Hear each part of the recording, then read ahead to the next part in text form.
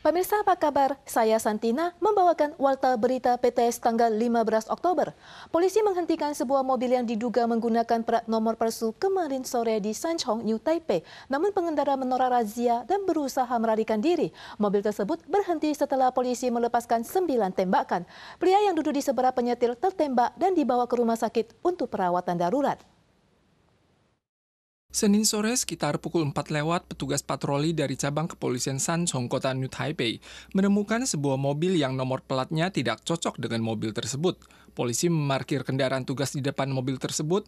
Saat petugas hendak memeriksa dan meminta pengemudi keluar dari mobil, ia malah menolak dan melaju kencang untuk melarikan diri.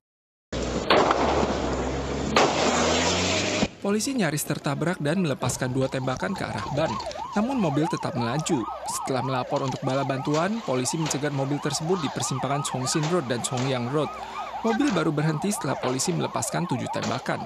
远警在拦停之后，发现他仍然在肆意的冲撞倒车。我们为了避免周遭民众及同仁的安全遭受危害，所以我们就迅速果断的对车轮胎来开枪。 Polisi membekuk pengemudi bermarga Lin, sementara pria usia 20 tahun bermarga Chu yang duduk di kursi penumpang ditembak di bagian perut dan dikirim ke rumah sakit untuk perawatan darurat. Kondisinya saat ini stabil.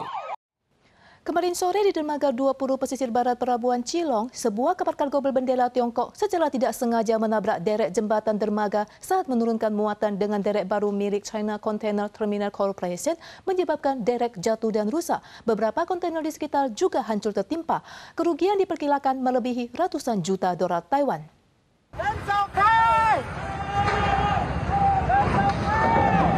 Momen jatuhnya derek jembatan terlihat cukup mengerikan, untungnya tidak ada korban jiwa dan terluka.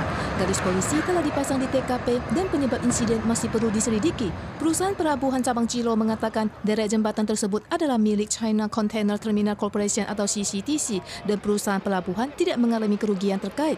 CCTC sendiri merupakan pihak yang paling dirugikan dalam insiden ini yang tidak hanya secara finansial tetapi juga terkena dampak pada sewa dermaga pelabuhan Cilong. Mereka berencana menuntut ganti rugi dari kapal kargo berbendera Tiongkok yang menjadi penyebab insiden kali ini. Ketika TPL melancarkan latihan militer terhadap Taiwan, seorang penyusup asal Tiongkok justru memanfaatkan situasi tegang di Selat Taiwan kemarin dengan berlayar menuju Pulau Menghu menggunakan perahu karet. Ia kemudian dicegat oleh patroli laut Kinmen. Badan Patroli Laut mencurigai aksi ini terkait latihan militer Tiongkok sebagai bentuk gangguan di zona abu-abu. Tangan seorang pria Tiongkok dengan jaket pelampung biru diikat erat oleh petugas patroli laut dan diantar untuk menjalani penyelidikan setelah tertangkap saat mencoba menyelinap ke Pulau Menghu di Kinmen. Tiongkok melancarkan latihan militer terhadap Taiwan tanggal 14. Pesawat dan kapal militer Tiongkok mengelilingi Selat Taiwan dan meningkatkan ketegangan antar selat. Walau Kinmen tidak termasuk dalam zona latihan, seorang penyelundup Tiongkok naik perahu karet di pagi hari dan mencoba menuju ke Pulau Menghu yang berada di antara Pulau Tatan dan Desa Lieyu. Petugas mengincar sasaran di atas laut dan menuju Pulau Menghu. Petugas menggunakan intersepsi maritim dan blokade pantai dan berhasil menangkap oknum di Pulau Menghu dan membawanya kembali ke Pelabuhan Liaoluo untuk diselidiki. 围台军演之际不排除为结合对台军演以小艇偷渡的方式进行灰色地带袭扰。那海巡署于前面提高戒备。 Ini adalah kasus penyelundupan ketiga pada tahun ini. Bulan Juni lalu, seorang mantan kapten kapal militer Tiongkok naik kapal cepat menuju Sungai Tamsui. Pada bulan September, seorang pria Tiongkok mendayung perahu karet ke Lingkou. Semua kasus ini mencerminkan adanya celah di balik upaya pertahanan maritim Taiwan.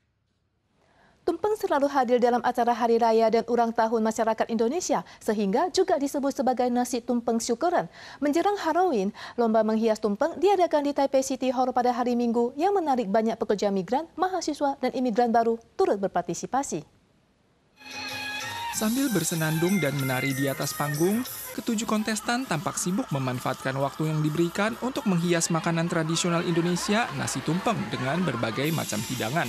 Menggunakan tempe sebagai mata, peserta ini membuat tumpeng lucu berbentuk tengkorak.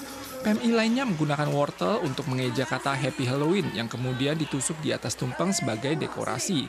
Lomba hias tumpeng ini mengambil tema perayaan negara barat yang akan segera tiba, yakni Halloween. PMI bernama Erna menyampaikan, tumpeng merupakan salah satu makanan khas bermakna khusus. Biasanya muncul pada hari raya, ulang tahun, atau pernikahan di Indonesia. Si tumpeng itu identik untuk masyarakat Jawa khususnya atau masyarakat Indonesia untuk mungkin menyelenggarakan keselamatan ulang tahun apa pernikahan. Tidak menyangka kalau anak saya ikut tes jadi TNI Angkatan Darat, ternyata dia diterima. Bukan cuma PMI, pelajar dan imigran baru juga turut hadir memeriahkan acara lomba. Seperti Kong Liva asal Kalimantan Barat yang menetap di Taiwan 8 tahun lalu dan aktif dalam kegiatan kuliner. Ia menyajikan tumpengnya yang berjudul Setan Melahirkan. Saya suka berkarya, apalagi kita menunjukkan seni Indonesia di Taiwan. Sebagian besar PMI yang berpartisipasi telah bekerja di Taiwan selama lebih dari 8 tahun. Banyak dari mereka yang mengikuti lomba kali ini atas dukungan majikannya. Rini yang pernah mengikuti kelas memasak mengaku jarang mendapat kesempatan untuk unjuk kebolehan memasak di rumah majikannya. Hanya dengan mengikuti lomba ini, ia baru bisa menunjukkan bakatnya secara maksimal. Kita pernah sekolah baking atau kelas baking, jadi kita di rumah nggak bisa kan, kecuali kalau ada acara-acara indeks seperti ini, jadi karya kita muncul lagi. Jumlah PMI di Taiwan saat ini mencapai 293.000 orang. Kalangan imigran baru juga berjumlah 30-an ribu orang, ditambah lagi dengan jumlah pelajar asing yang tidak sedikit. Bagi mereka membuat tumpeng bukan cuma sekedar warisan budaya di negara asing, namun juga menjadi santapan yang penuh dengan cita rasa kampung halaman. Menjelang Halloween, kejuaraan labu dunia atau World Championship Pumpkin diadakan di California, Amerika Serikat. Seorang guru hortikultura dari Minnesota berhasil menjadi juara pertama dengan labunya yang seberat 1.121 kg, menang tipis dengan selisih 2,7 kg, meraih kemenangan 4 kali berturut-turut.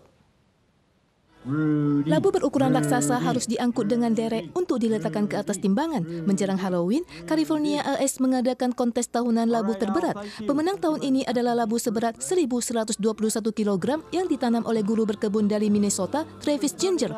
Ia berhasil meraih kemenangan keempatnya setelah unggul tipis 2,7 kg dari pemenang kedua. Labu pemenang ini selanjutnya akan dibawa oleh pembeli ke Los Angeles untuk dipamerkan setelah diukir dengan teknologi 3 dimensi. Para pemirsa sekalian, sekian Warta Berita PTS. Selanjutnya mari kita saksikan rally maraton Hello Kitty di Meksiko. Kita suara lagi di lain kesempatan, tentu saja dalam waktu dan acara yang sama. Sampai jumpa.